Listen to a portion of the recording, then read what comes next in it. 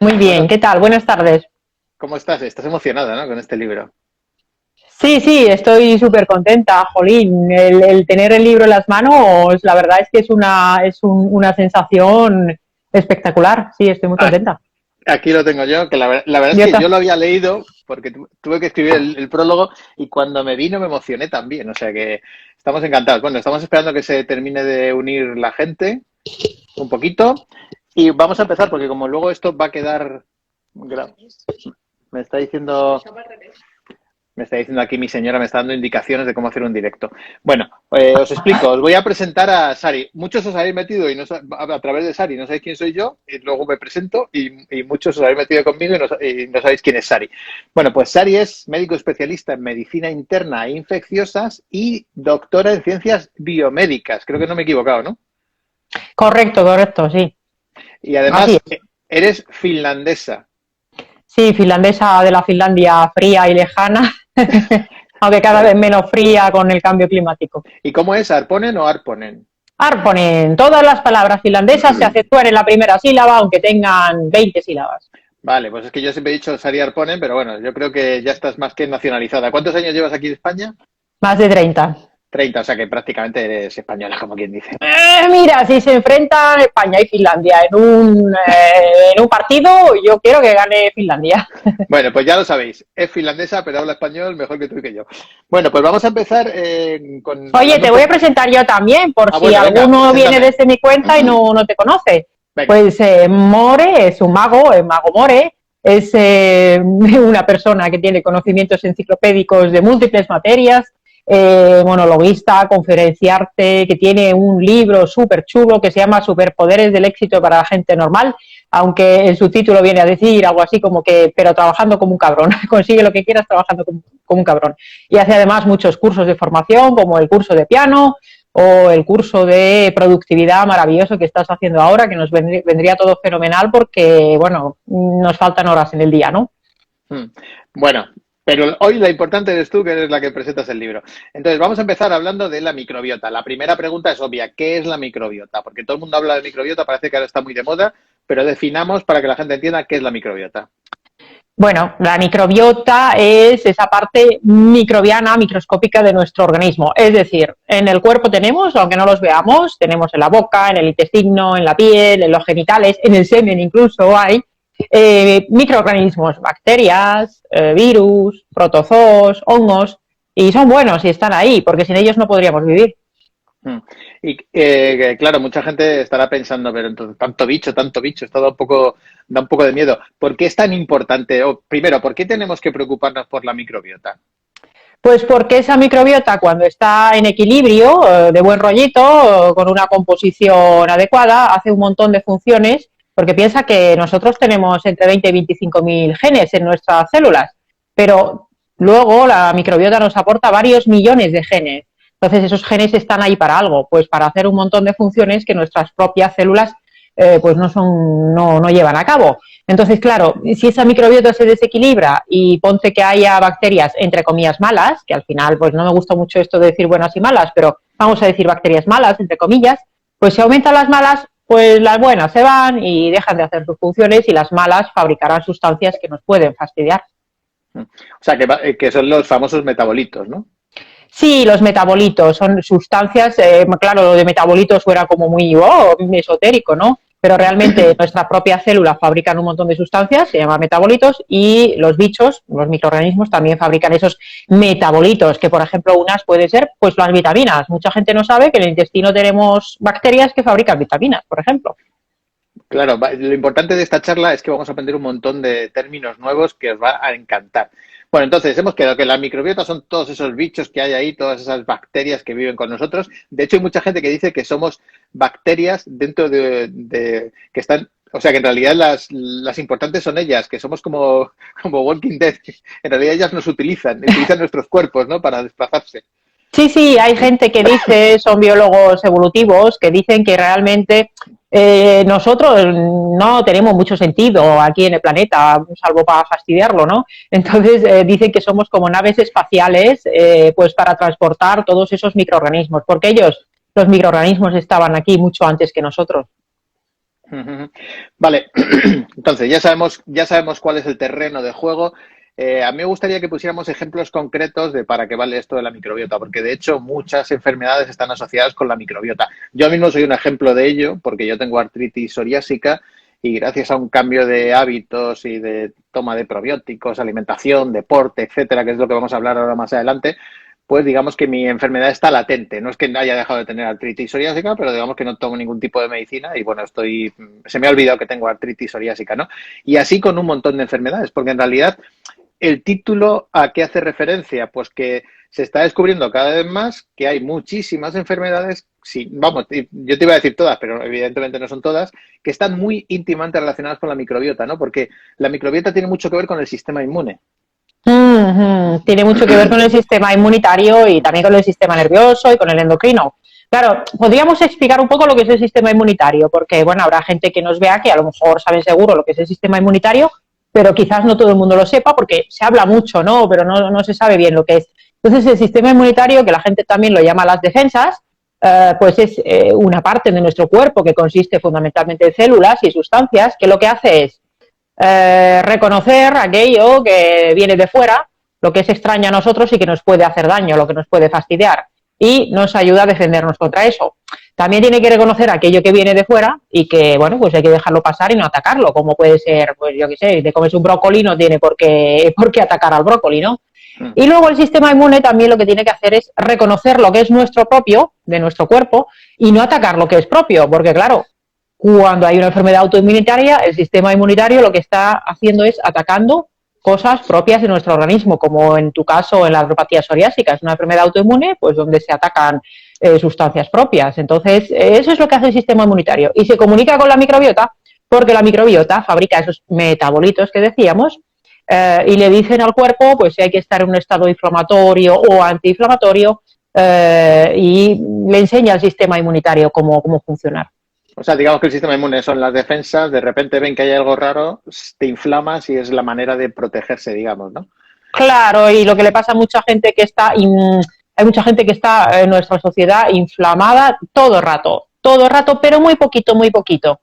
Y claro, esa pequeña inflamación continua es la que también genera muchas Mira, enfermedades. veo que ya hay gente que está preguntando, por ejemplo, Malen Revolotea dice, mi hija tiene autismo, lleva 8 meses sin gluten, caseína y azúcares, ha mejorado mogollón con suplementación extra, probióticos, ya no enferma. ¿Por qué he metido esta pregunta? Pues porque te la iba a hacer yo. Es decir, ¿qué cosas podemos hacer para, y obviamente esto no es una receta que se pueda dar a todo el mundo porque cada caso es específico, pero sí que es verdad que hay ciertos hábitos o cierto cambio de alimentación que pueden ayudar a nuestra microbiota. O sea, las preguntas son dos. ¿Qué enferma o qué destruye nuestra microbiota y por lo tanto nos hace más inmunes? ¿Y qué podemos hacer para mejorar esa microbiota? Todo lo que nos hacemos a nosotros mismos se lo hacemos también a nuestra microbiota y muchas veces a lo mejor a nosotros mismos ni nos enteramos de algunas cosas y la microbiota sí. Desde, por supuesto, la forma en la que nacemos y el recibir o no lactancia materna, eso es súper importante, no es lo mismo nacer por cesárea que por parto vaginal. Y la leche de mamá es el alimento humano por excelencia para el bebé. Y durante muchos años, o sea, eso de lactancias, por desgracia ahora las lactancias son muy cortitas y eso pues no es muy adecuado. La leche materna tiene 700 bacterias diferentes, que se sepa, a lo mejor hay más. Entonces, a partir de ese momento, desde que nacemos, todo lo que hacemos influye. Lo que comemos, si tomamos medicamentos, si estamos expuestos a contaminación, si estamos estresados, la forma de descanso, si no tenemos contacto con la naturaleza, todo eso puede influir en positivo o en negativo. Y claro, hay un concepto que es la resiliencia, que bueno, que tú también lo conoces muy bien y seguro que los que nos escuchan en resiliencia, en psicología, pues es un concepto muy interesante, pero hay una resiliencia de la microbiota. Es decir, una microbiota guay, que está en equilibrio, pues tiene capacidad de tener una agresión y aguantarla. Lo que pasa es que en el mundo actual pues le damos agresiones uno detrás de otro estamos todo el continuamente. rato machacando a la microbiota. Sí, sí. Bueno, una cosa a todos los que nos están escuchando. Voy a dejar, primero vamos a hablar del libro y si os parece dejarme las preguntas, porque si no me vuelvo loco, porque hay un montón de preguntas que me parecen súper interesantes. Y si os parece, después abrimos una ronda de preguntas. Entonces, aunque ya lo hayáis preguntado, volver a preguntarlo, ¿de acuerdo? Y claro, estás hablando de que efectivamente machacamos a nuestra microbiota, ¿no? Lo que has dicho del canal de parto, hay mucha gente que no es consciente, pero cuando hablas con enfermos, yo lo sé por conversaciones que he tenido contigo, digamos que hay un patrón común. Hay mucha gente que se ha nacido por cesárea y no ha tomado leche materna, digamos que tiene un sistema inmune más débil. Es que hay una cosa que se llama ventana de oportunidad de los primeros 1000 días de vida. Entonces, en esos primeros 1000 días de vida se programan un montón de cosas en el bebé, el sistema inmunitario, también el sistema neurológico, el sistema endocrino. Y claro, según cómo se programen esos primeros 1000 días, si la microbiota está hecha, bueno, no es la más adecuada, por eso, porque ha habido un nacimiento por cesárea y no se han aplicado esas gasas mojadas de las secreciones vaginales en el bebé. Y si a mayores, además, no ha recibido esa lactancia y además ha tenido la mala suerte de que ha recibido ciclos de antibióticos, pues esa microbiota del bebé, bueno, pues no se ha desarrollado bien. Y entonces, ¿qué pasa? Pues que ese sistema inmunitario no se programa de una forma adecuada en esos primeros años de vida. ¿Y qué pasa? Pues que lo que no se programó de una forma adecuada en la infancia, pues hombre, no es que no se puedan hacer cosas, claro que se pueden hacer cosas, pero lo ideal sería esa programación, incluso desde antes de nacer y luego, desde luego, en los primeros años de vida. Ya se sabe que la microbiota, como está en la madre y como está en el bebé, pues influyen posteriormente en enfermedades en la edad adulta, en nuestro estado de salud en la edad adulta. Bueno, de hecho yo te diré que desde pequeño siempre me decía a mis padres que yo tenía problemas de estómago, que es una cosa que la gente, siempre todo el mundo dice, tengo problemas de estómago. Lo que no se dan cuenta es que en realidad son problemas de intestino.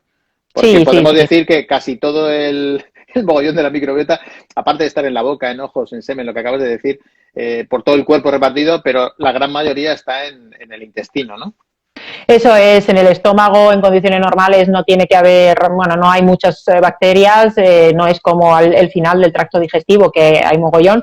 Y fíjate, lo que le pasa a mucha gente en el estómago no es tanto lo que tiene como lo que no tiene. Y es que mucha gente hoy en día en nuestra sociedad no tiene suficiente ácido en el estómago.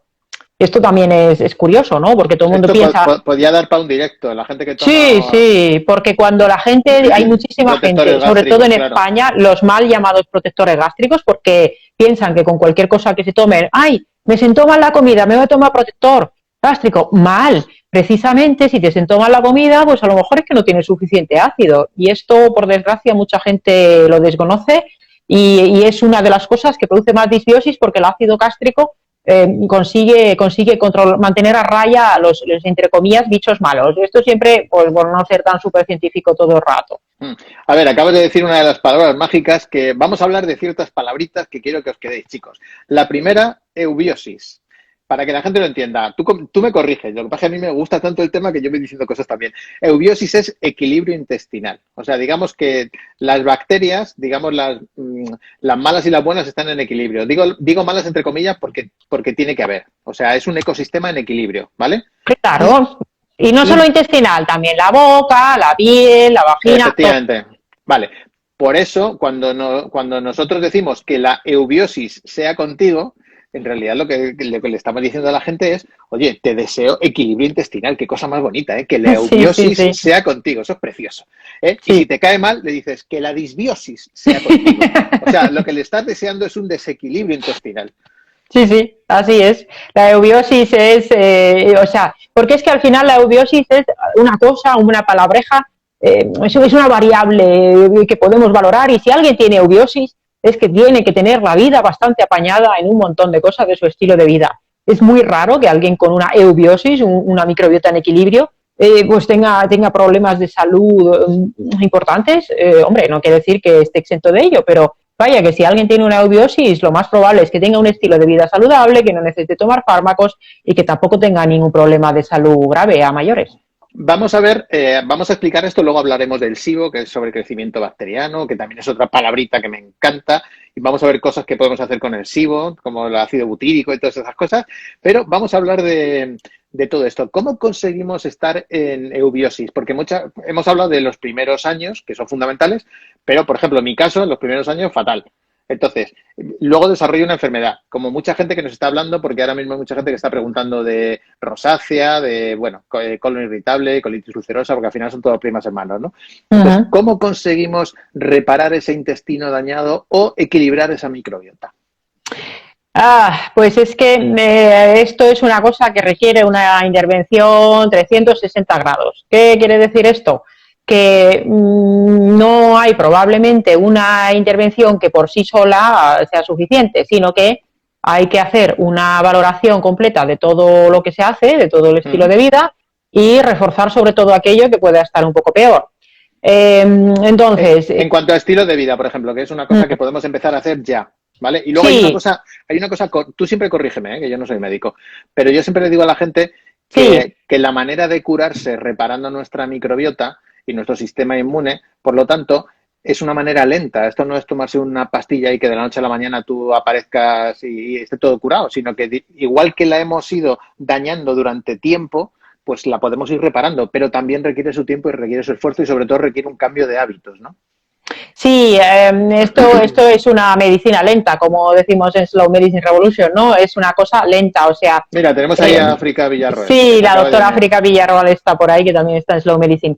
Al final de lo que, como dices, esto es lento, es decir, porque cuando uno aparece con los síntomas de una enfermedad o lleva mucho tiempo arrastrando esa enfermedad o ese síntoma, eso no empezó ayer, no empezó el día de antes de empezar con el síntoma. Eso es una cosa que viene de años o de décadas atrás.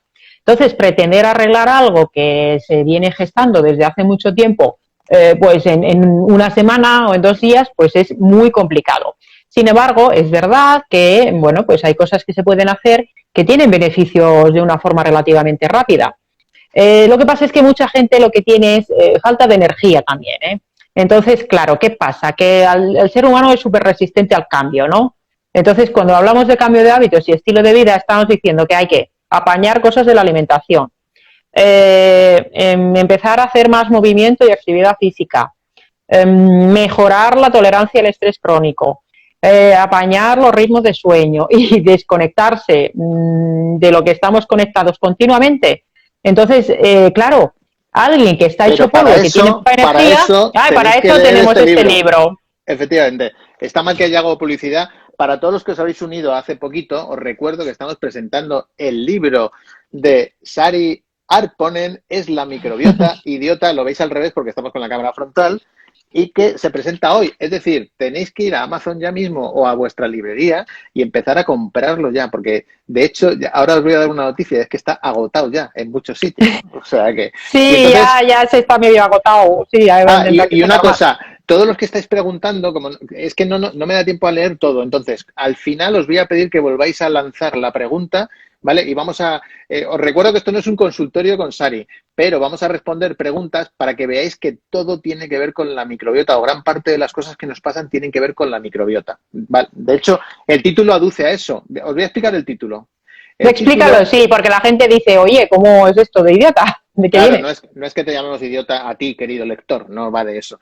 Es que en la campaña que hizo Bill Clinton contra George Bush padre, pues George Bush tenía un índice de popularidad altísimo y entonces al director de campaña de Bill Clinton se le ocurrió que lejos de preocuparse el americano medio por lo que estaba haciendo George Bush en Irak y toda esa guerra que había librado, que le había dado mucha popularidad, le dijo, oye, el americano medio tiene que preocuparse de lo realmente importante y que es la economía. Entonces, en todas las oficinas electorales de Bill Clinton pusieron un cartel para que la gente que ayudaba a Bill Clinton se lo metiera en el ADN. El mensaje era, es la economía, idiota. Como diciendo, vamos a lanzar este mensaje y que la gente se dé cuenta que es lo importante. Bueno, pues lo importante en las enfermedades, como dijo Marisa García Alonso el otro día, es que si House estuviese viendo un caso, le diría a sus ayudantes, ¿qué es? Y uno diría, pues esto no sé qué, esto no sé cuántos. Y House les diría, no, es la microbiota, idiota. Entonces, tiene que ver con esto, ¿no? Bueno, yo soy seria porque soy finlandesa, pero no soy tan borde como House, eso desde luego.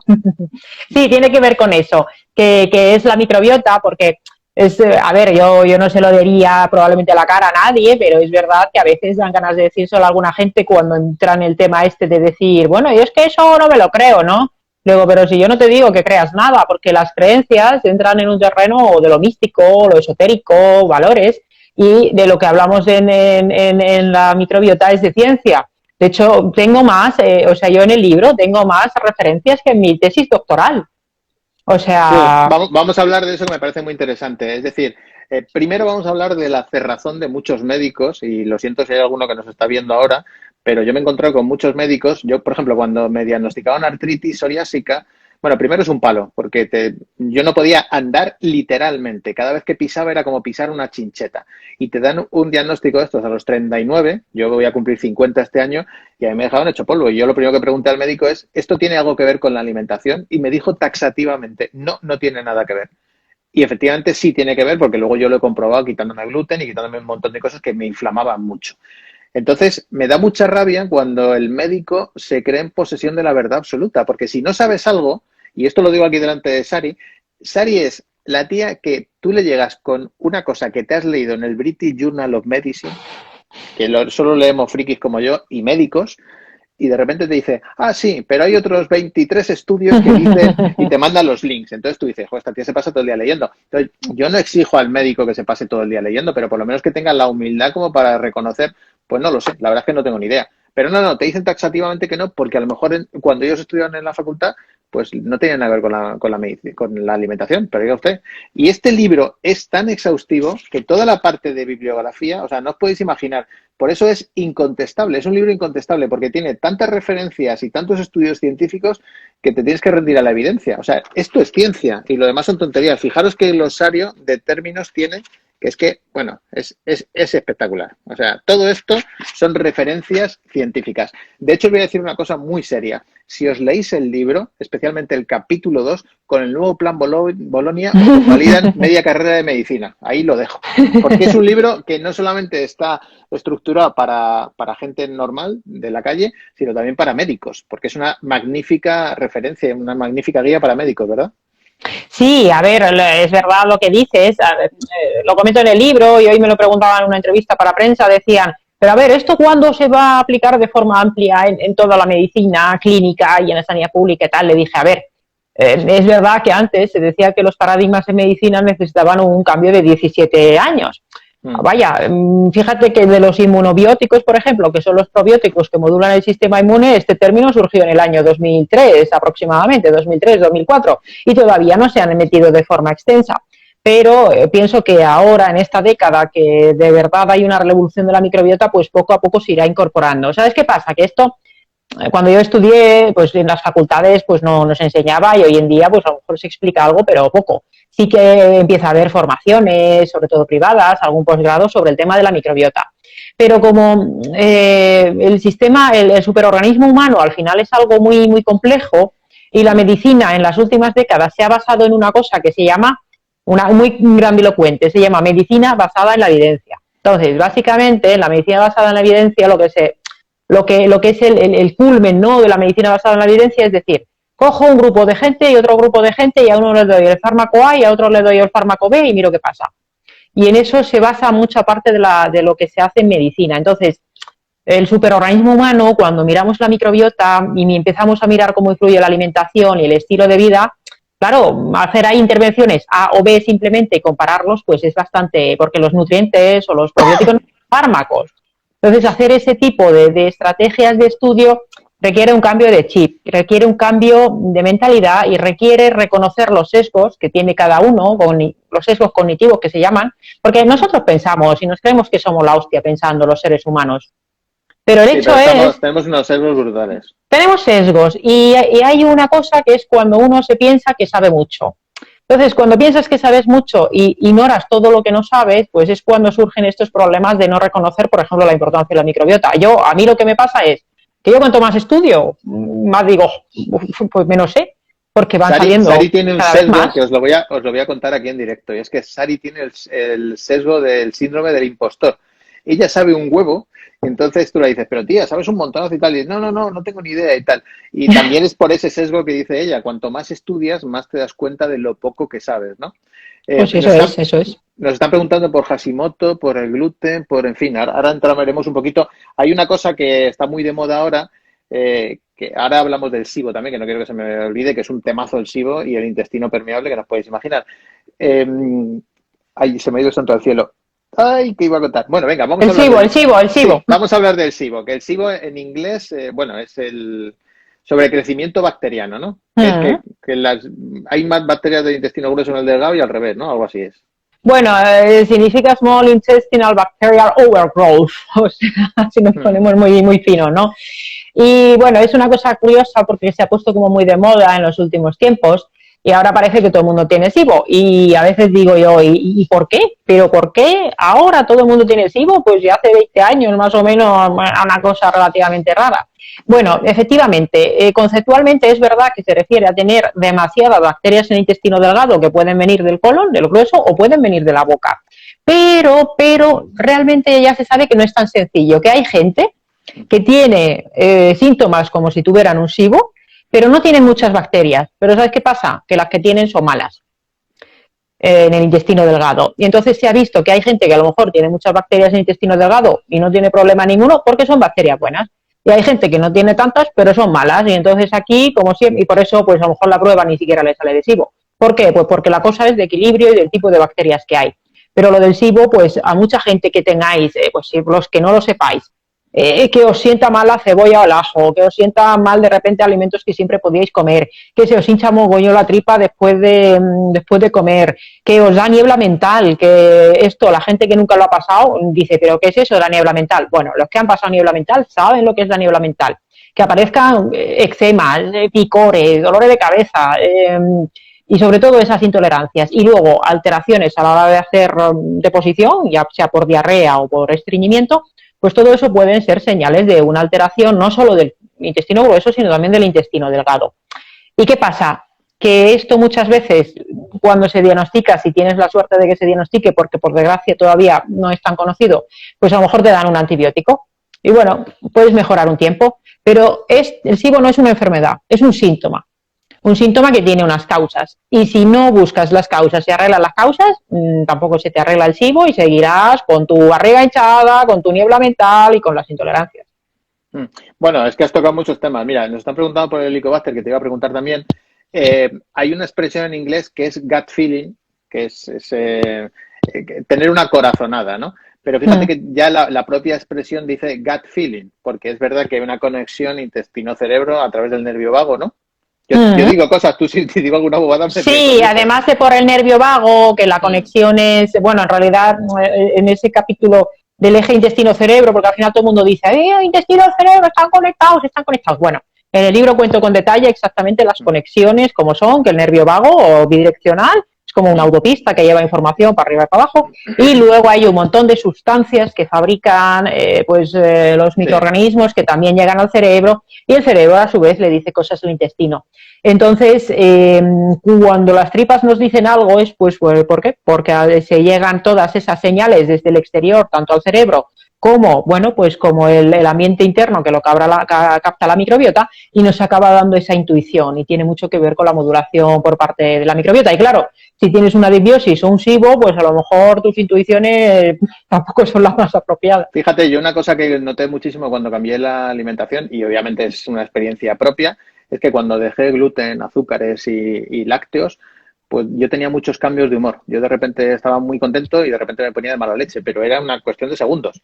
Y de hecho me iba a hacer masajes una vez a la semana porque se me ponía en la espalda como una tabla. Cambié la alimentación y dejé de tener esos picos de humor injustificados, porque claro, si tienes alguna noticia que te tensa, pues digamos que... Pero a mí me tensaba cualquier cosa. O sea, bajaba por el pan y no había una barra de no sé qué y ya me ponía tenso. Cambié la alimentación y cambió todo mi estado de ánimo. Y supongo que habrás visto esto más de una vez en pacientes, ¿verdad? Es que eso es una señal de múltiples problemas, seguro que a nivel de la microbiota y también de neuroinflamación. Que esto cuando dices neuroinflamación, la gente a veces piensa en meningitis y cosas de estas, sí. No es así. A ver, las neuronas no es lo que se inflama. En el cerebro hay otras células que son soporte para las neuronas, y esas células, en realidad, hay unas que son modificadas del sistema inmunitario y se pueden inflamar. Y claro, pues imagínate, si tienes el cerebro inflamado, las decisiones a lo mejor que puedes tomar o el control de impulsos que puedes llegar a tener, porque se desfasa todo el sistema de producción de neurotransmisores se puede alterar. Entonces, ¿qué pasa con esos alimentos? Comentabas gluten y lácteos. Muchas personas tiene problemas con el gluten. De hecho, en el libro explico cómo, por ejemplo, hacer el diagnóstico de celiaquía, porque no es lo mismo hacer la dieta sin gluten siendo celíaco que no siéndolo, pero hay una cosa que mucha gente no sabe, y es que el gluten y los lácteos tienen unas proteínas que se llaman exorfinas, que se parecen a la morfina y se fijan al receptor opioide en el cerebro. Y claro, eso también puede dar muchas alteraciones a nivel cerebral, y hay gente que incluso que cuando deja el gluten y los lácteos de repente pueden llegar incluso a hacer una deprivación, un síndrome de abstinencia, y lo pasan mal durante las primeras semanas. Pero sí, todo eso tiene que ver también con la microbiota, porque mucho de lo que nos han dicho de lo que es una alimentación saludable, pues oye, para todas las personas desde luego no es la alimentación más óptima.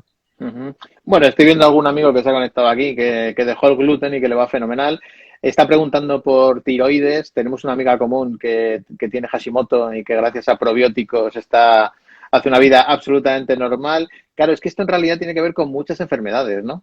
El tener una buena microbiota o tener una mala microbiota desencadena un montón de enfermedades.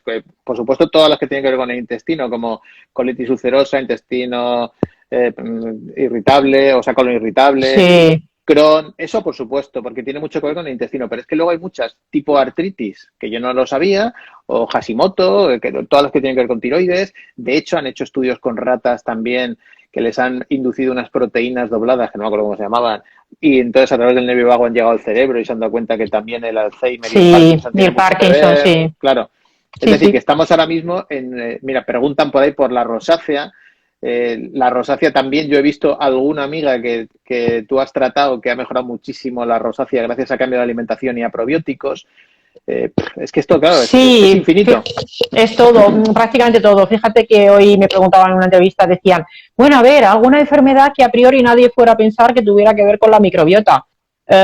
Y le dije, hombre, pues es que a lo mejor la gente que no está metida en el tema, pues puede pensar en muchas. Para mí es que están relacionadas todas, porque cualquier cosa que busques es muy probable que encuentres alguna evidencia, aunque en algunas hay menos. Por ejemplo, la obesidad y la resistencia a la insulina y la diabetes, mogollón que ver con la microbiota, tanto la oral como la intestinal.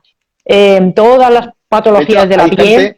Hay gente que, espera, antes de la piel, hay gente que está obesa, que hace dieta, que hace todo perfecto y sigue sin adelgazar. De repente se le cambia la microbiota con probióticos y de repente pega un cambiazo y empieza a adelgazar.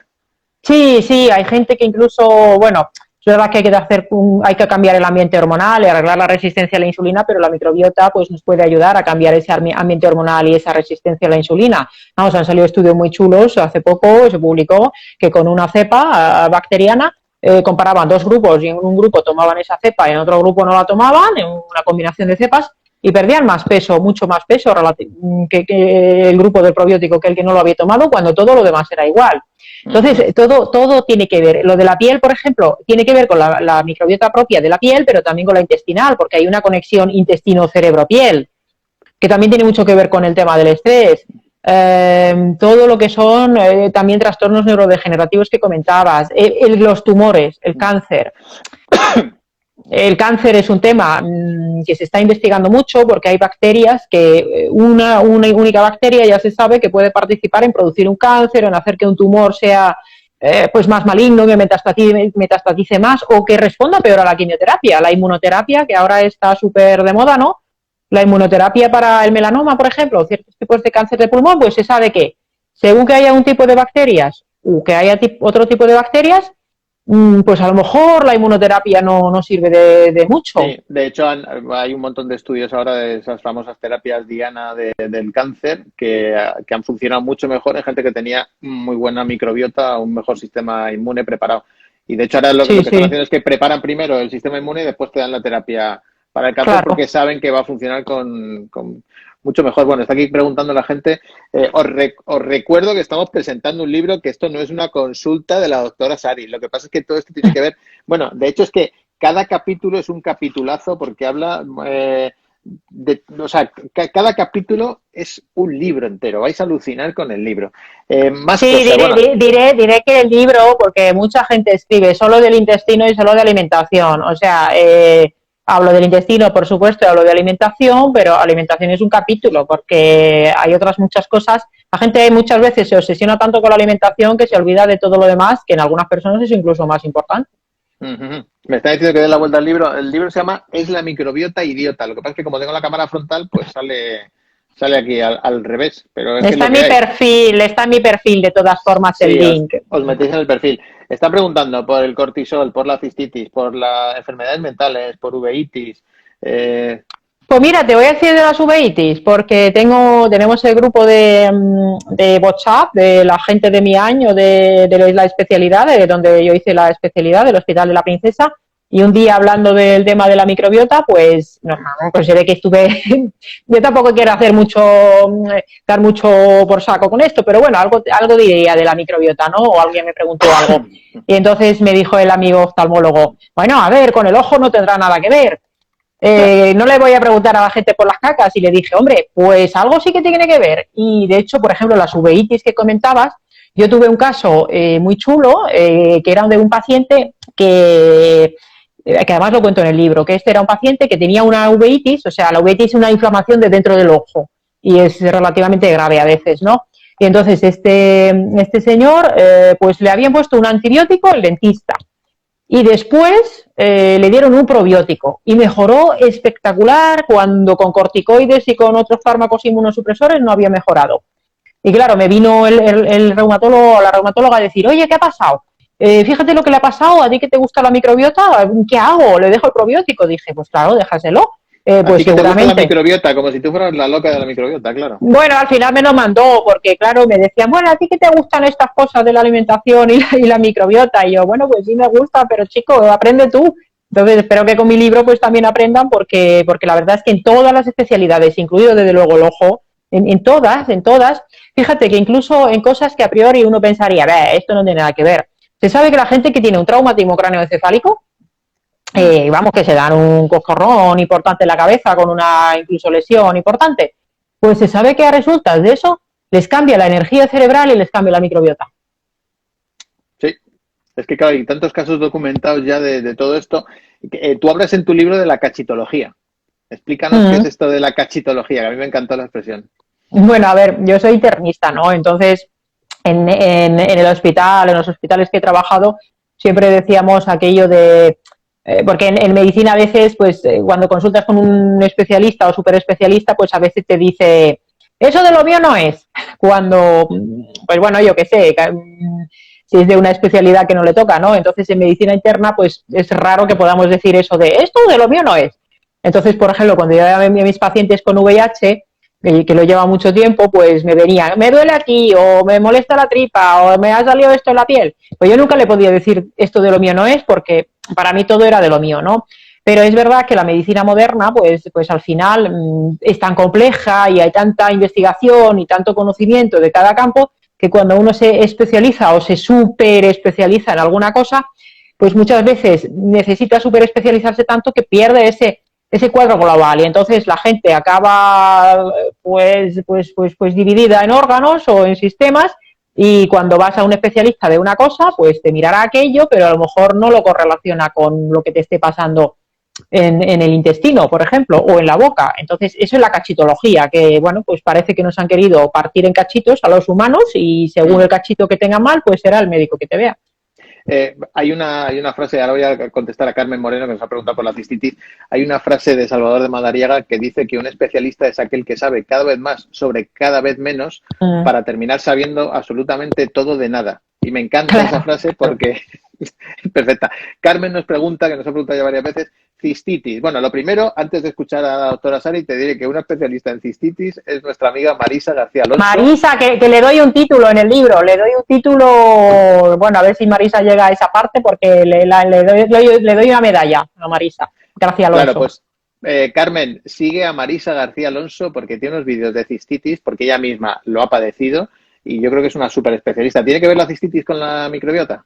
Pues claro que sí, es que al final la cistitis, tanto si es de bacterias como si es una cosa que más cistitis intersticial, tiene que ver con la microbiota pues de la zona urogenital, pero también con la intestinal. Fíjate que hay mujeres, sobre todo mujeres, que a veces tienen síntomas de cistitis de continuo, pero no les pilla ninguna infección. Eso se llama cistitis intersticial. Y eso tiene mucho que ver con problemas intestinales y de la microbiota intestinal, y muchas veces se asocia a problemas como, por ejemplo, el SIBO. Entonces, todo lo que tiene que ver con el área, con las molestias, vamos a esto que dicen, cosas de mujeres, molestias femeninas, bueno, cuando dicen así de un poco de forma peyorativa, todo eso tiene que ver con cómo está la microbiota en nuestros genitales y también en el tracto urinario, porque también en la orina tenemos una microbiota, hombres y mujeres, y entonces todo eso desde luego influye en la cistitis, es un desequilibrio en esa zona. Marisa García Alonso, como bien dices, More. Claro, tenéis que seguirla en su Instagram. Sí, en su Instagram. Alonso, la cuenta es Marisa Galonso y te habla de los aceites esenciales que van a modular la microbiota. En vez de usar antibióticos, usar aceites esenciales y de cómo utilizar los probióticos de cepas específicas de derivación humana para modular esa microbiota para mejorar la cistitis. Bueno, aquí estoy ya que no te puedes imaginar, o sea, el kombuchero nos dice que si los alimentos fermentados son buenos para la microbiota, obviamente sí, de hecho tú hablas una parte de los fermentados, o sea que de lo que pasa es que esto también da para una hora entera de fermentados. Bueno, una salvedad de los fermentados. Los fermentados son buenos, es como el ser humano a lo largo de milenios ha podido comer alimentos y guardarlos cuando no había refrigeración, pero si uno se toma una kombucha o un chucrut y le sienta mal y se le pone la tripa así, es porque tiene una disbiosis, pero por lo demás la kombucha a mí además me encanta, está riquísima. Hay otro que me ha encantado que dice alimentación, deporte, tocar la naturaleza y quererse mucho. Tú fíjate que acaba de tocar un montón de palos. Por supuesto, alimentación y deporte nos mejora la microbiota, tocar la naturaleza, que últimamente salimos...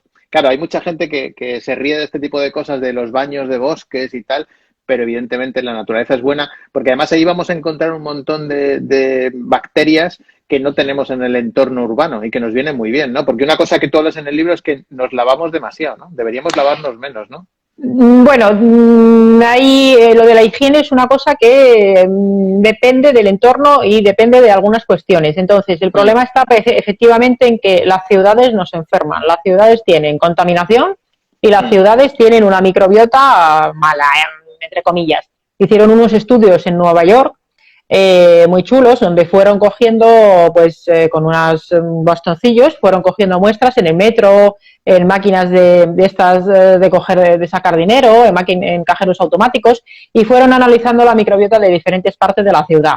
Y vieron que en los barrios que en cada barrio pues había una microbiota diferente y que había incluso bacterias más malas en los barrios que eran un poco más deprimidos. Entonces, en las ciudades hay contaminación, hay mucho estrés y hay además microbiota mala. Entonces, la higiene, cuando uno viene de estar en la ciudad, al final del día, tiene su cierto sentido, pero no una higiene excesiva. Es decir, un lavado de manos con agua y jabón y una duchita con agua no muy caliente y sin frotarse todo el cuerpo con jabón, está bien. O sea, con las axilas y los genitales, que son la parte que pueden oler, está bien. Pero cuando uno está en la naturaleza, que la naturaleza nos da esas bacterias, nos da esos fagos que son virus buenos, sobre todo si tenemos contacto con el suelo de verdad, con el humus. Bueno, aquí la verdad es que yo donde vivo no tengo ningún suelo de verdad cerca porque está todo súper artificial. Pues eso es una suciedad, entre comillas, saludable. Entonces, lo que viene bien, pues ir al campo, todo lo que se pueda, mínimo, pues que menos que los fines de semana. Y esa higiene excesiva, pues practicar una cierta higiene adecuada cuando se está en la ciudad, pero no excesiva. Lo de lavarse todos los días con jabón y restregando no tiene sentido ninguno. Y para el pelo lo mismo, ¿eh? Me preguntan, bueno, es que aquí tenemos preguntas para varios días. Si la microbiota viene bien para el coronavirus. Bueno, depende de qué microbiota. Yo, fíjate, sobre esto escribí un artículo en mi blog ya en marzo, el 10 de marzo del año pasado, cuando todavía ni nos habían encerrado. Y escribí un artículo sobre, está mi blog todavía disponible, luego escribí una actualización allá por julio, ya escribí un artículo con lo que habían observado los chinos sobre el coronavirus y la microbiota. Y lo que se ve es que, claro, la microbiota señaliza nuestro sistema inmunitario, entonces si señaliza de una forma adecuada y positiva, pues a lo mejor conseguimos no hacer esa respuesta inmunitaria excesiva y esa tormenta de citoquinas. Así que sí, hay incluso cepas bacterianas específicas que pueden ser útiles. Y luego la gente que pasa el COVID, sobre todo cuando se quedan con las secuelas, pues se sabe que tienen una disbiosis y que se quedan fastidiados de su microbiota. Entonces, cuando hablan, por ejemplo, las noticias dicen, ay, el COVID persistente, que no se puede hacer nada, yo siempre pienso, ¿cómo que no se puede hacer nada? Pues trátale la microbiota, trátale la disfunción mitocondrial, ponle un programa de ejercicio adaptado, mejorarle la función pulmonar con hipoxia intermitente, pero desde luego en la base de todo eso también está la microbiota intestinal. Entonces, todo eso se puede hacer y hay que hacerlo. Lo que pasa es que, claro, en la sanidad pública con la saturación que hay, pues quizás tampoco se puede hacer, pero si uno de verdad está fastidiado y puede, pues yo le diría que busque un profesional actualizado, pues tipo PNI, médico integrativo, que pueda ayudarle. Hay una cosa que me encanta de tu libro y es que tú hablas sin ningún tipo de reparo. Ha habido una pregunta ahí que dice, ¿y cómo podemos ver qué bacterias tenemos? Pues podemos hacer un análisis de heces. Y tú hablas de la importancia de cagar bien. Bueno, que de hecho Sí. yo en mi libro tengo un capítulo que se llama Dime cómo cagas y te diré quién eres. Sí, pues es que el tema de, fíjate que ahí incluso recurro a Quevedo, porque vaya, mucha gente hoy en día pues tiene problemas a la hora de decir de posición. No es normal estreñido, no es normal no hacer caca todos los días. Y bueno, pues esto de qué deriva, pues de tener una mala microbiota. Hay un problema que mucha gente no sabe, lo cuento en el libro, y es que la postura en la que nos sentamos al váter pues es nefasta. Aquí pues tenemos los tronos o los inodoros que los llaman, y ahí te sientas y tienes, pues estás sentado así, el ángulo por aquí, el ángulo de las rodillas, que así no se puede porque hay un músculo que tira y te cierra el canal. Entonces lo El que hay que hacer músculo es, puborectal. sí, eso es, hace una cincha. Entonces tú lo que tienes que hacer es conseguir subir las rodillas, te pones un taburetito y es como si estuvieras en cuclillas, pues como en los países en vías de desarrollo, que en muchos sitios tienen una letrina con un agujero, pues tú te pones en cuclillas. Pues si es que mira cómo lo hacen los niños cuando están en su, ¿cómo se llama?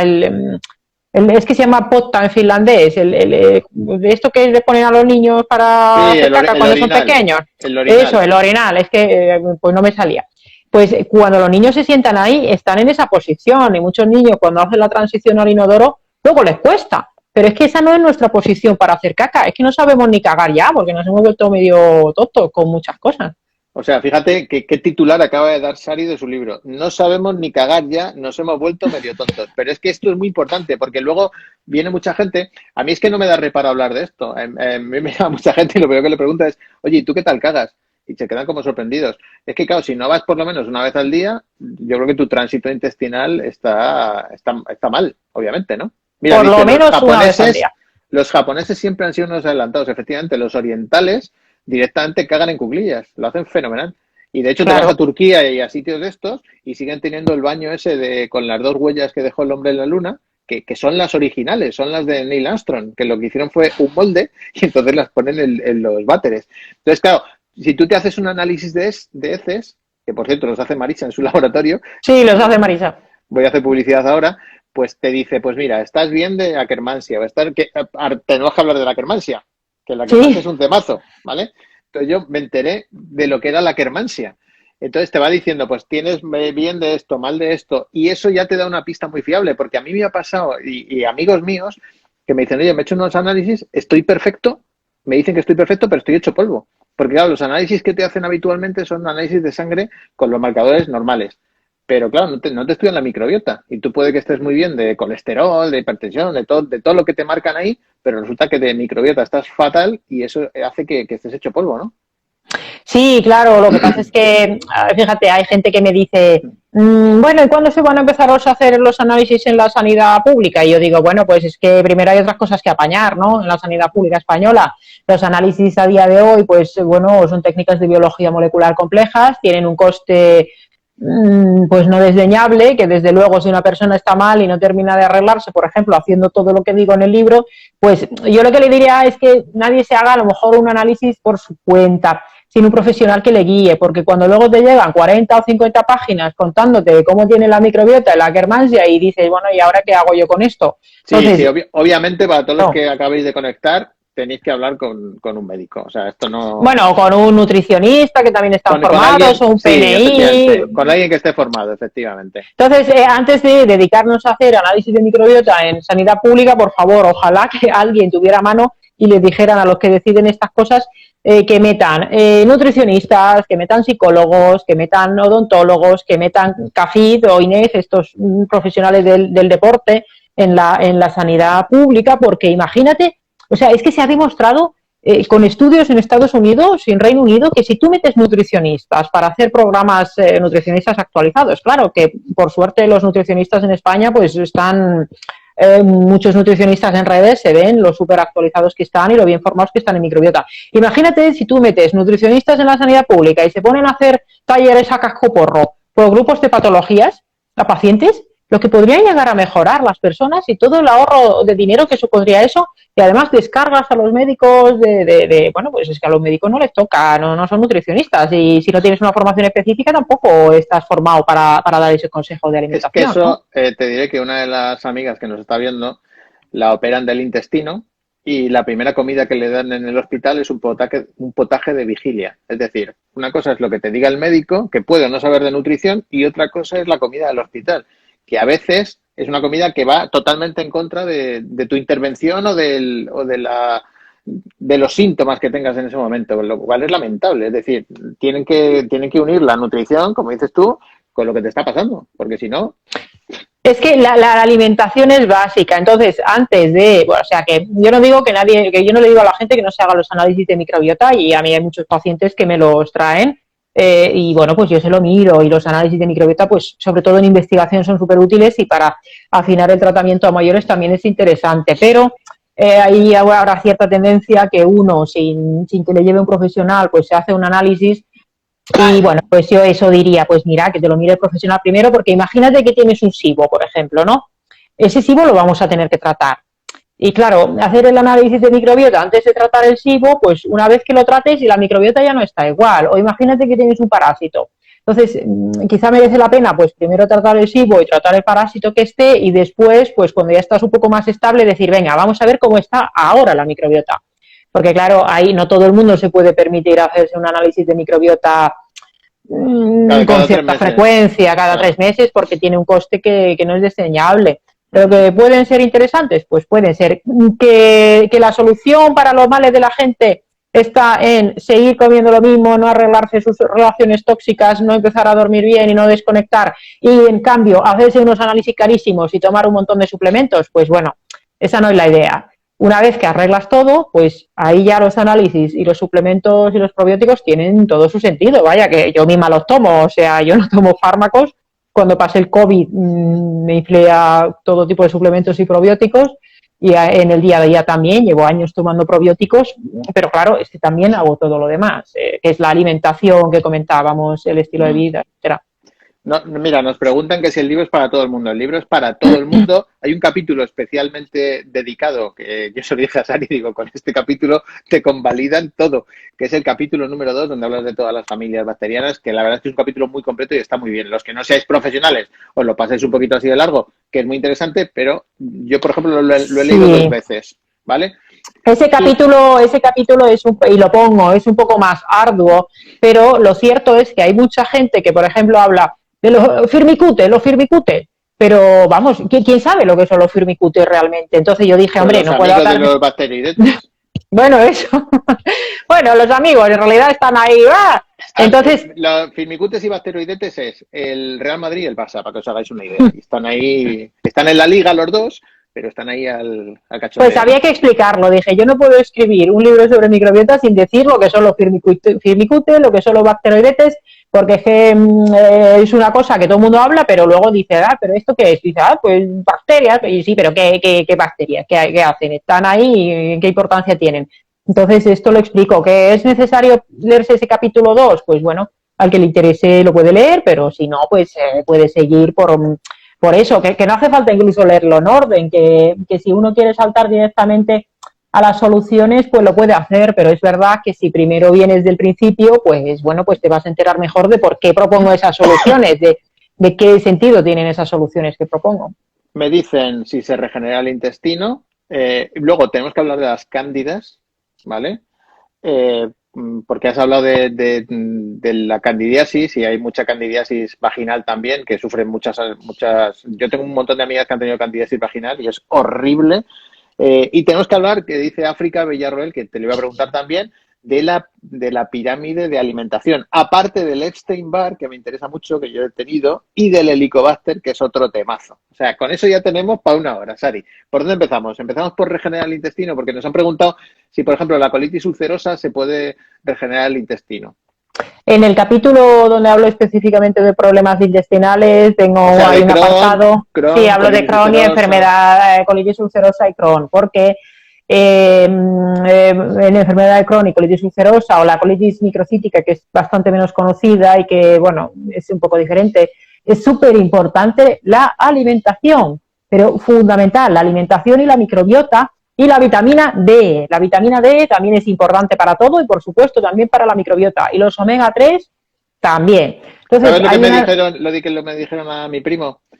Le dijo el médico, estás bajo en vitamina D, pero no te preocupes, todo el mundo está bajo.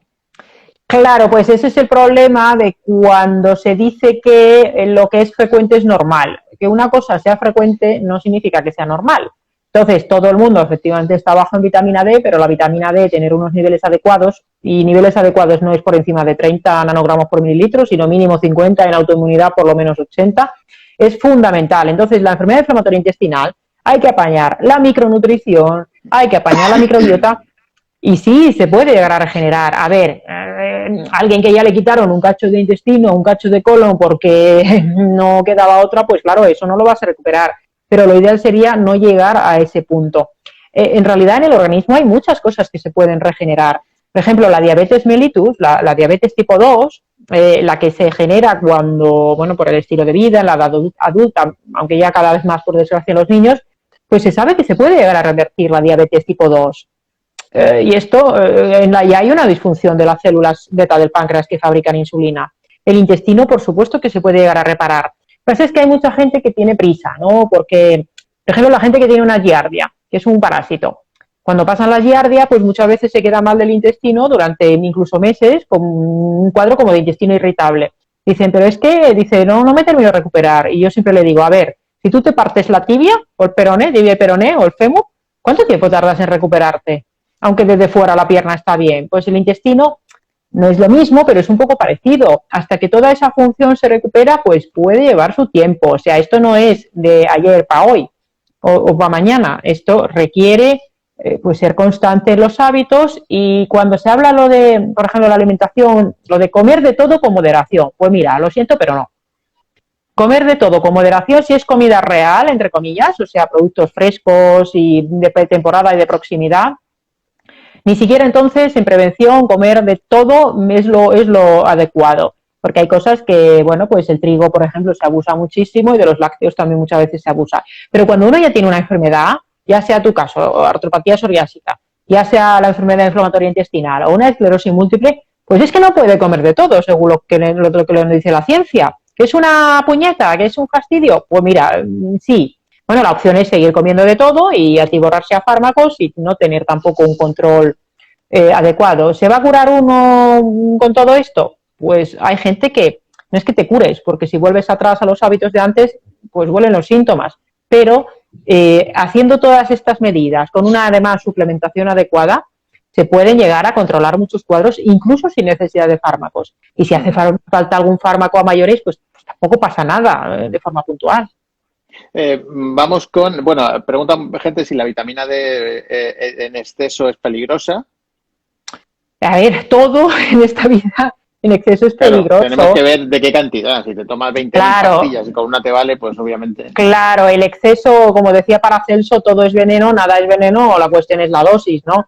Lo que pasa es que lo que se dice oficialmente que es excesivo está equivocado y desfasado. O sea, las dosis de vitamina, y insisto en esto porque creo que es importante, las dosis que se recomiendan de la vitamina D se basan en un error estadístico del Instituto de Medicina americano del año 97.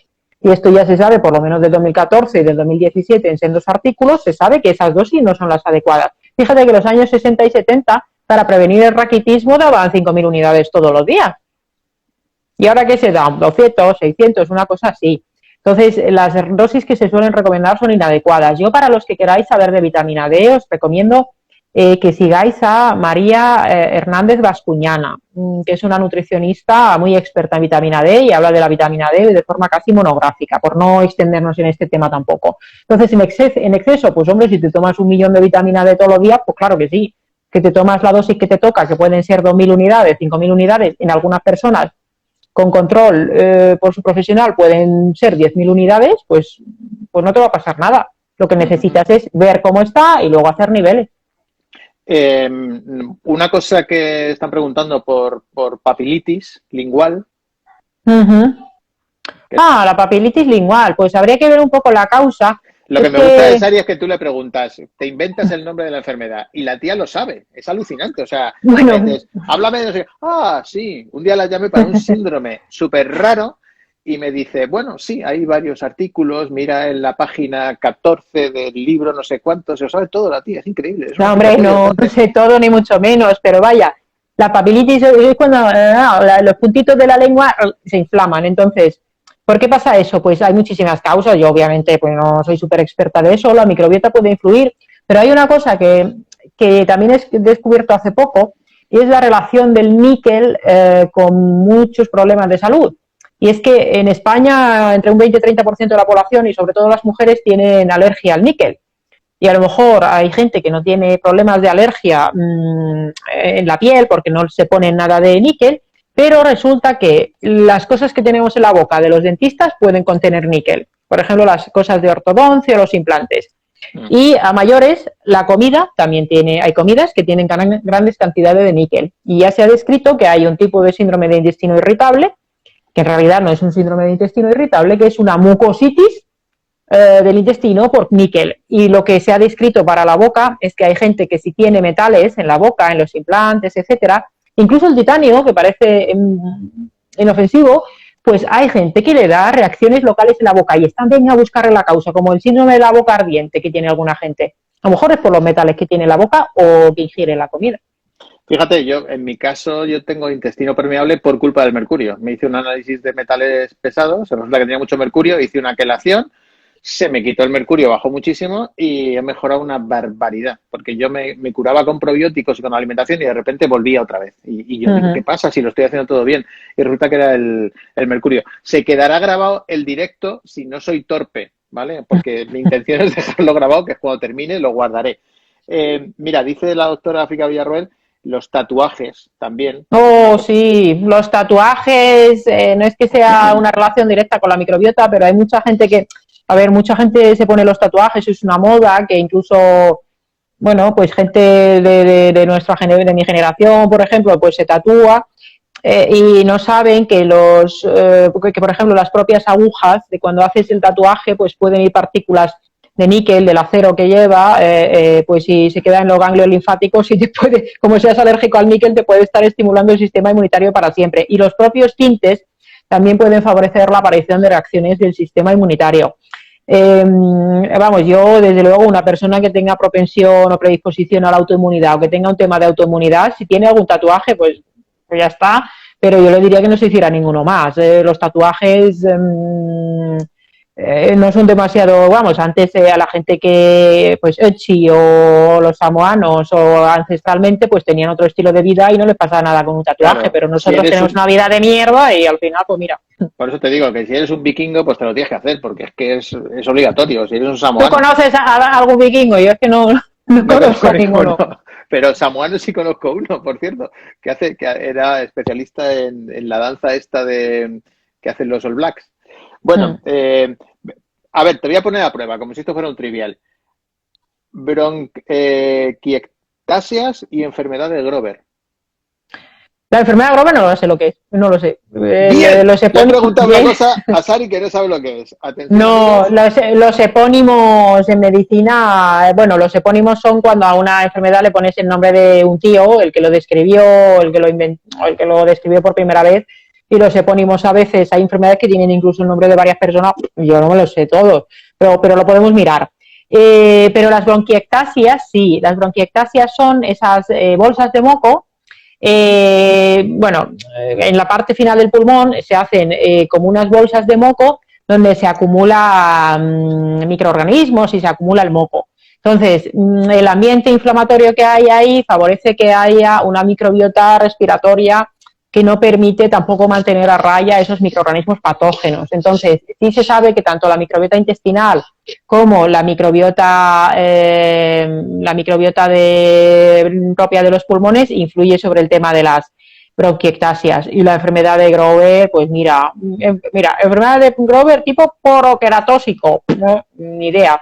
Esto quien se lo tiene que saber muy bien es algunas compañeras dermatólogas como Laura Moya Alonso de Integraderm o Paula Bergua, o vamos, pero yo, dermatosis acantolítica transitoria. No, la dermatología, fíjate, no es una cosa que yo me considero, o sea, sé más de microbiota de la piel y de la microbiota intestinal en las enfermedades cutáneas que enfermedades así más raras que no, esta en concreto no la conocía. Habría que ver, eso uno busca en PubMed de enfermedad de Grover y microbiota y mira si hay algo. Y bueno, lo podemos buscar in situ mientras te piensas la próxima pregunta. Sí, bueno, la siguiente que si hablamos de celiaquía en el libro, efectivamente se habla de celiaquía también. Sí, y se habla de...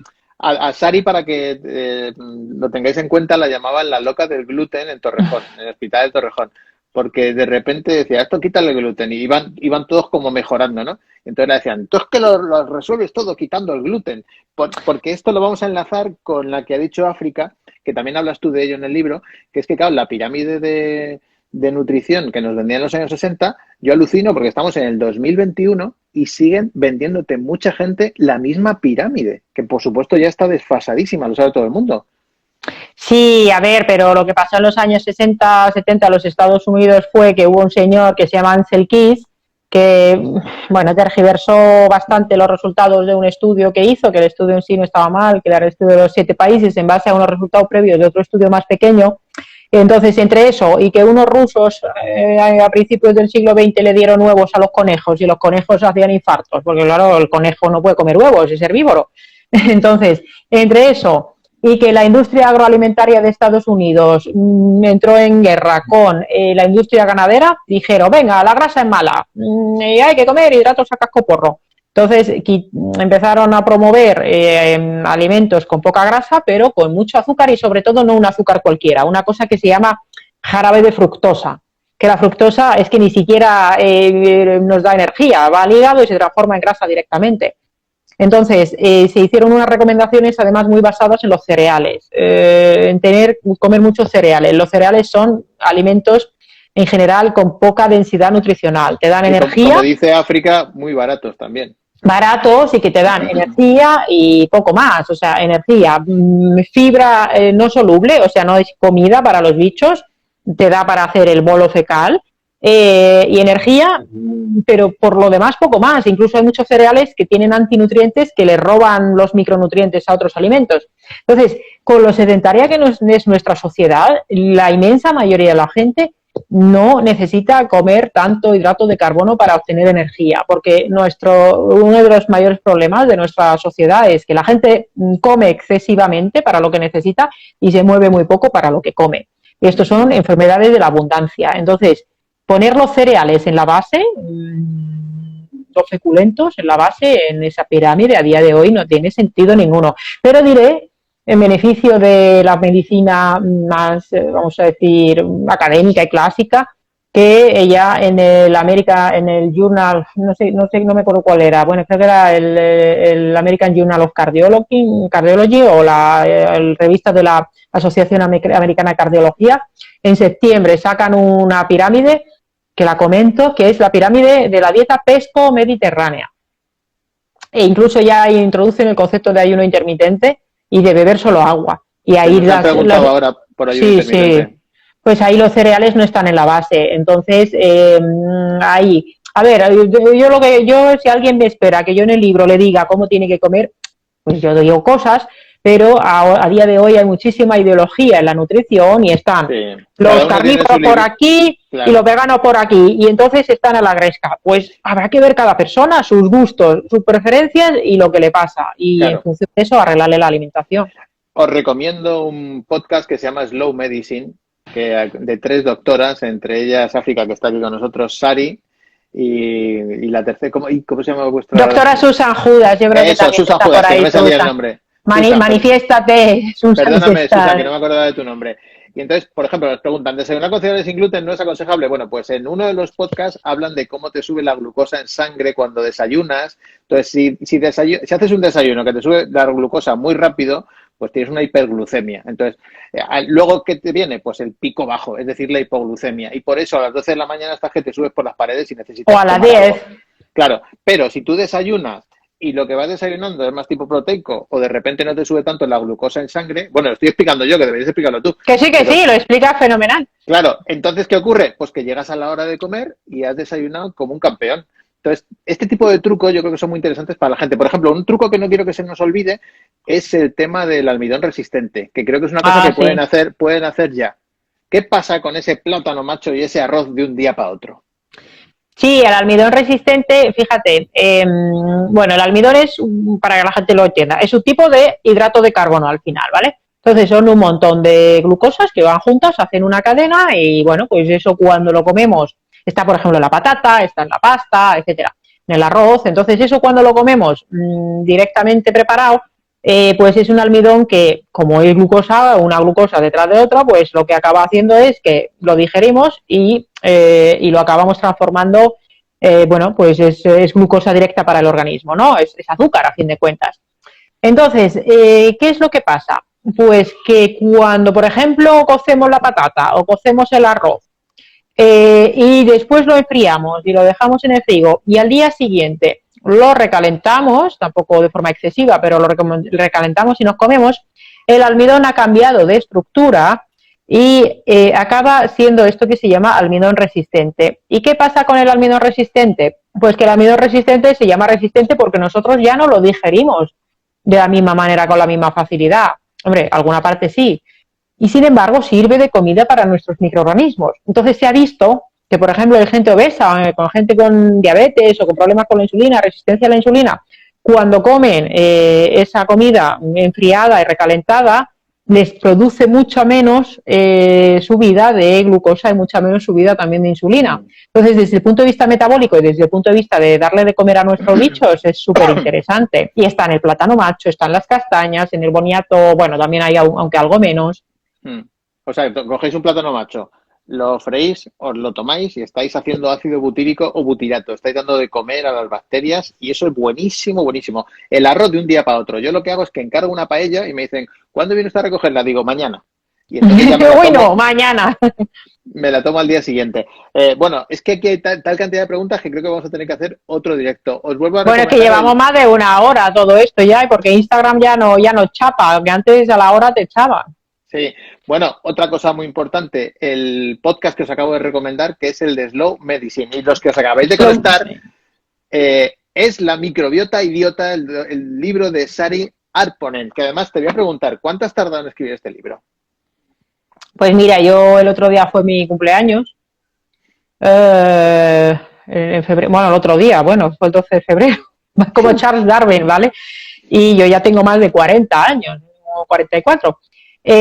Podría decir que he tardado 44 años. Bueno, no exactamente, pero vaya, lo que tardé en escribirlo así en condensado pues fueron algunos meses, lógicamente luego con sus revisiones y todo, que fue una tarea ardua, gracias también al equipo editorial de Alienta Editorial, de Planeta de Libros, porque vamos, ha sido un trato magnífico y una colaboración súper guay, para mí pues una experiencia profesional muy chula.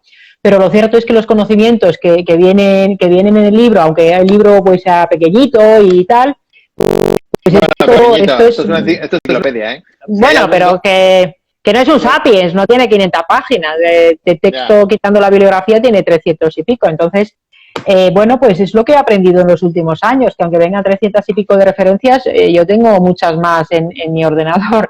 Entonces, es todo lo que he aprendido desde que, bueno, por supuesto, la carrera de medicina y todo eso, pero yo empecé a interesarme por los cambios en la alimentación, en la medicina evolutiva, hace 12 o 13 años. Hmm. Una cosa os voy a decir, es que están entrando tal cantidad de preguntas que os lo he dicho al principio, no es una consulta, entonces estamos intentando dar respuesta a todas las que podemos, pero si hay alguna que queda sin responder, perdonadnos porque es que es imposible. Pero hay una cosa que te quiero preguntar, la gente nos pregunta es que qué tipo de probióticos pueden tomar. Incluso hay una mujer que nos cuenta que su madre está con 60 años ingresada por COVID. Entonces, en general, ¿qué tipo de probióticos? Porque ha dicho probióticos de derivación humana. Y luego hay un tema que quiero tocar que es especialmente importante, que es el tema de antibióticos. Como el antibiótico, que en muchos casos es necesario, nos destruye un poco esa microbiota, ¿no? A ver, pues vamos a empezar por el final, por el tema del antibiótico. Los antibióticos, además, repaso un poco la historia, en el libro cuento un poco la historia de cómo surgieron los antibióticos y cómo al principio se empezaron a utilizar y cada vez más de forma indiscriminada porque decían, bueno, pues es que todos los bichos son malos, vamos a matarlo todo, aquí no pasa nada y así es como también se fue empobreciendo muchas microbiotas, ¿no? Pero el hecho es que cada vez va habiendo más resistencias, es decir, los bichos entre comillas malos se van haciendo fuertes contra los antibióticos y hay estudios súper interesantes con, por un lado, por ejemplo, cosas de fitoterapia como son los aceites esenciales, que es alucinante la cantidad de estudios que hay de cómo aceites esenciales como el de orégano, el de clavo, el de canela, pues pueden llegar a matar microorganismos que son resistentes a los antibióticos farmacológicos. Y luego los propios probióticos, y ahí ya pasamos a los probióticos, pueden también fabricar sustancias que matan a otras bacterias. Entonces, es verdad que, a ver, si uno tiene una neumonía bacteriana, a mí no se me ocurriría tratarlo de una forma distinta a lo que dice una guía de práctica clínica, porque, bueno, una neumonía es una cosa grave. Pero, por ejemplo, la cistitis o, por ejemplo, el Helicobacter pylori, que la gente preguntaba si no hay una úlcera o un cáncer gástrico, pues se puede hacer un intento de tratamiento con aceites esenciales y probióticos. Entonces, y por ejemplo, para la boca, que esto el doctor José Luis de la Hoz. Marisa aquí, Marisa que es mira, la está loca. Marisa ahí, que te hemos mencionado muchas veces, Marisa, que te comento en el libro también, porque de los aceites sabes un montón. Entonces, incluso para muchas cosas de la boca que se utilizan antibióticos de forma indiscriminada, muchas veces no hace falta. Entonces, los probióticos, pues a ver, yo es que utilizo unos en concreto porque son los que a mí me funcionan bien, que los distribuye Nutribiótica, que con ellos doy un montón de charlas de formación para profesionales para que aprendan a usarlos. Mira, Pero Marta Chic también nos dice que recomienda los de Nutribiótica. Yo pues, son los que utilizo. Esto no es publicidad de Nutribiótica. No, a mí no me han pagado para que yo haga este directo. Pero os recomendamos que sigáis a la cuenta de Nutribiótica también, porque además hoy tenéis que seguir a África Villarroel, a Marisa García Alonso, Marisa García Alonso, a Susan Judas y a Nutribiótica, porque también pone mucha información muy interesante sobre probióticos. Sí, pone la información, aunque luego los probióticos los cogerás o no, pero pone mucha información. Sí, pero bueno, te enteras un poquito de qué va el tema. Hay una cosa que podríamos decir como norma general, que si tú tomas un antibiótico te tienes que tomar un probiótico para contrarrestar un poquito. Pero tienes que saber qué probiótico, porque claro, el problema que hay es que la mayoría de los antibióticos de uso habitual matan a la mayoría de los probióticos, de las cepas bacterianas que hay en los probióticos. Entonces, por ejemplo, yo el que suelo utilizar pues es uno que lleva una bacteria que como probiótico es muy interesante porque es un enterococo y la mayoría de los enterococos muchos son malos, pero este enterococo en concreto es bueno y es capaz de fabricar cepas, o sea, sustancias que acaban matando a otras bacterias que sí que son malas. Y por otro lado resiste a la mayoría de los antibióticos de los que se utilizan en tratamientos ambulatorios. Otra cosa, o sea, solo lo matan antibióticos de los que se utilizan normalmente de uso hospitalario.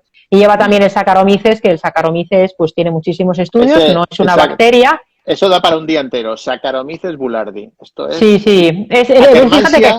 Tenemos que hablar un día. Es que, claro, no va a dar tiempo. Tenemos que hablar de Akkermansia, de Saccharomyces boulardii, del Helicobacter pylori, del trasplante de heces. Es que hay tantos temas ahora mismo de Hashimoto, de la fruta que hincha la tripa. Mira, de Hashimoto hice un directo la semana pasada con Montse Reus, dietista, que está en su feed colgado el directo que hicimos que hablamos sobre Hashimoto y tiroides. Entonces, los probióticos, pues el tema con los probióticos, ¿cuál es? Que yo, el ejemplo que pongo el de los perros, pues se me ocurre a mí, pues siempre pongo ese ejemplo porque me parece interesante. Si, bueno, yo no tengo perro y creo que tú tampoco, ¿no, More? No. Ay, espera, te voy a comentar uno que te va a encantar. Ahora me he contado del perro. Dice José Gómez que Claude Bernard se opuso mucho a Luis Pasteur sobre el tema de los antibióticos porque Bernard decía que lo importante era el terreno. Claro, es que el terreno es lo importante, o sea... Claro, totalmente de acuerdo, José. Cuando te ataca una listeria, pues la listeria te hará pupa o no te hará pupa, pues según cómo esté esa persona. Y en el COVID también lo estamos viendo, pues según cómo está la persona, pues la listeria, o sea, el COVID pues también te atacará más o menos. Entonces, es que hay que tener en cuenta el contexto de la persona. Ningún microorganismo, o sea, no es una relación sencilla de llega al microorganismo e infecta. No, pues depende del sistema inmunitario, depende de la microbiota, depende del estado de nutrición de esa persona, depende de muchísimos, de la genética incluso. Porque hay gente, lo que mucha gente no sabe es que cuando tienes una enfermedad autoinmune es que tienes una predisposición genética y que esa predisposición genética pues en realidad te defiende de algunas cosas. Entonces, por ejemplo, la psoriasis te defiende de la lepra y de la peste negra. Ujú. Pero hoy en día no te sirve, ¿no? No. Bueno, voy a daros, tenemos que ir terminando, Sari, pero Sí, creo tenemos que acabar, sí, llevamos mucho rato ya. Sí. tenemos que, vamos a ver, vamos a quedar otro día, porque está la gente tan flipada y a mí me está encantando tanto la charla que vamos a quedar otro día, vamos a hacer una segunda presentación del libro. Entonces, voy a darte dos noticias, Sari. La primera la conoces y es que el libro, me voy a meter ahora mismo aquí en directo en Amazon, porque el libro está ahora mismo, voy a poner Sari, podéis mirarlo vosotros, que lo estoy viendo ahora mismo. Bueno, pues el libro de Sari, que es La microbiota idiota, que es el libro que estamos presentando hoy aquí y que podéis comprar ya porque ha salido hoy, os voy a decir en qué puesto está de Amazon España, que vais a alucinar. Chan, chan, chan, vamos a ver. Está el número 6 en libros. O sea, de todos los libros que se están vendiendo ahora mismo en Amazon, de todo, está el número 6. Pero es que además te voy a dar una noticia que tú desconoces, Sari. Y que yo sé gracias a nuestro común editor y amigo Roger Domingo. Y es que se han agotado los libros y hoy mismo se está imprimiendo la segunda edición. ¿Cómo te has ¿Pero qué quedado? me dices? ¿En Sí. serio? O Y lo sea, sabes tú y no lo sé yo. claro, porque te quería dar la noticia en directo. Es decir, el libro que sale hoy ya sale con la segunda edición. Y esto es una cosa que Hoy. muy pocas veces se produce. Pues me emociona, de verdad, porque, bueno, pues es un trabajo muy gordo, pues al final cuando lo estás escribiendo no sabes si está bien o no está bien. O sea, yo lo he escrito con el corazón, con todo el amor, pues de querer ayudar a la gente que lo lea. No pretendo que le guste a todo el mundo, nunca puedes gustarle a todos, pero que haya salido bien y que la gente le esté gustando y que ya esté saliendo una segunda edición, pues ¿qué quiere que te diga? Pues es la recompensa de, como dices tú en tu libro, pues de haber currado como una cabrona durante mucho tiempo, pues es la recompensa eso, o sea, pues qué bien, me alegro mucho. Mira, ya está todo el mundo diciendo, te lo mereces, Sari, no me extraña, eres la number one, enhorabuena. Jo, yo la verdad es que me quedaría hablando horas y horas y horas. Tenemos que cortar, chicos y chicas, muchísimas gracias por haber estado aquí en esta presentación del libro. Es La microbiota idiota, el libro que ya tenéis que comprar y tenéis que regalar, porque además vais a hacer un gran favor a toda esa gente que tiene problemas y que los va, no digo que lo va a solucionar, pero ya va a estar en la vía de solucionarlos. Así que, Sari, yo creo que en cuanto colguemos, me va a llamar Roger y me va a decir, oye, que vamos ya por la tercera edición. Bueno, no creo, pero en fin, que me alegro, esto es una carrera a fondo, espero que sea útil durante mucho tiempo para mucha gente, que como pongo en una de las frases, pues es muy difícil que una persona pueda salvar el mundo, pero a lo mejor puede salvarle el mundo a una persona y con que a alguno le sirva, que lo lea, pues será un trabajo que merezca que ha merecido la pena. Pues chicos, muchísimas gracias a todos, un besito enorme y todos a comprar el libro y nos vemos en otro directo que yo estoy ya deseando hacerlo porque tengo aquí una lista de preguntas que no te pueden ni imaginar. Así Pues que ya para os la avisaremos a próxima. todos. Venga, chao. Chao.